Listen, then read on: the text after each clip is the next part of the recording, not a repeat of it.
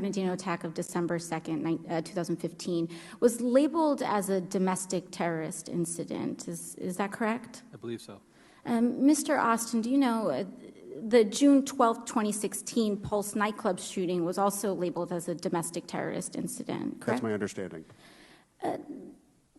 Mr. Salim, when Dylan Roof, a 21-year-old white supremacist, entered the Emmanuel African Methodist Episcopal Church and murdered 9 African-American worshipers, was that labeled as an incidence of domestic terrorism? I don't believe it was, but there's no question that it was. So it was, in your belief as a leader in this space, it was an incidence of domestic terrorism, but it was not labeled as such. That's correct. Was the white supremacist shooting at Pittsburgh Tree of Life Synagogue labeled as a domestic terrorist incident?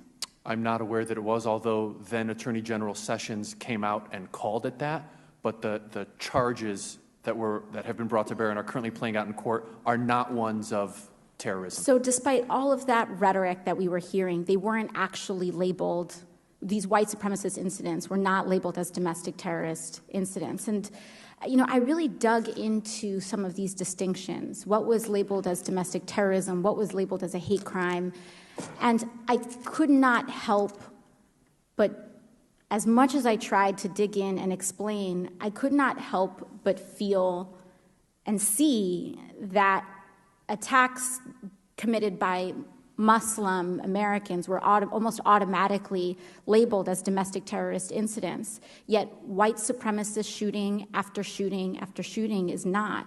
And I can't help but come to the conclusion that these labels, what's being labeled as terrorism, is almost exclusively coming down to the identity. And it seems as though white men invoking white supremacy and engaging in mass shootings are almost immune from being labeled domestic terrorists in their violence.